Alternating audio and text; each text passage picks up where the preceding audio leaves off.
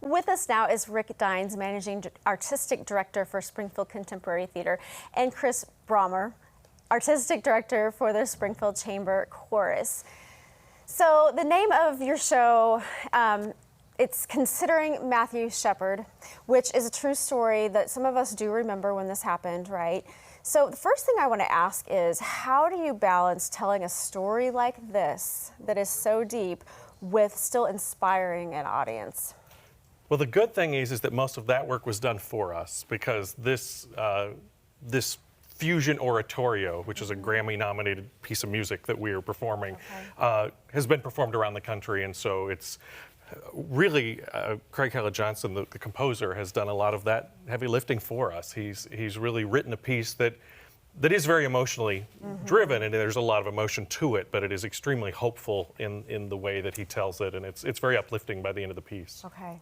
That's the big thing that I was curious, because this is heavy, and I want to make sure you're going to walk out feeling a little bit lifted up. Oh, absolutely. I think the audience definitely will feel uplifted. And this is the first time you guys have collaborated. Correct. It is the first time. How was that? It's exciting. So Considering Matthew Shepard, because it's an oratorio, features a chorus as the primary kind of deliverer of information. There are solos along the way and a few kind of cast member type characters, but in general, the entire message is delivered by the chorus. And so that collaboration has been exceptional. It allows us to get into the world of theater a little bit while also living in our world, which is that kind of high choral music. So in that, do you feel like you've learned a lot from the other about the different skills needed here?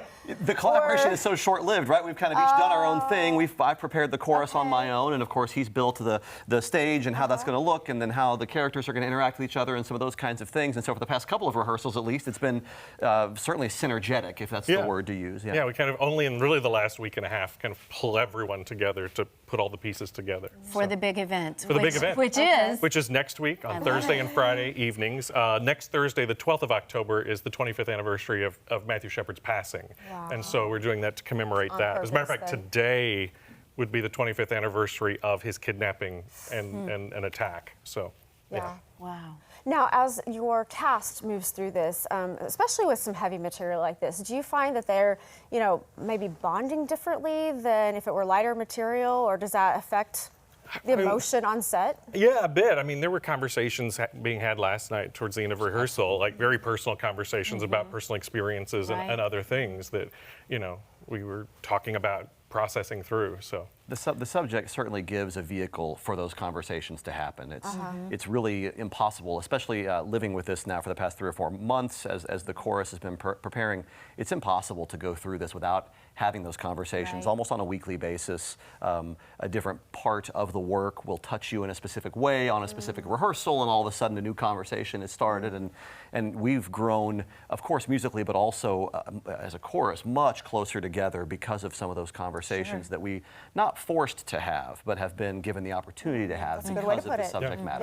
Yeah. Now, how many are in the chorus, and how many are in the cast? There are 38 singers in the chorus, and then an additional 7 or 8 soloists that are joining the chorus, and then the Springfield Community Choir joins for the finale, and they're a 100-member chorus, and we'll probably have about 60 to 75 each performance of their chorus joining for the finale. So it's a very large group, and then an 8-piece orchestra with them. So great. Yeah, a lot of talent. Becomes a lot of area talent filling that theater. Good, good. How would someone go about to get tickets? You'll get tickets through Springfield Contemporary Theatre, either on our website at springfieldcontemporarytheatre.org, or you can call our box office at 831-8001.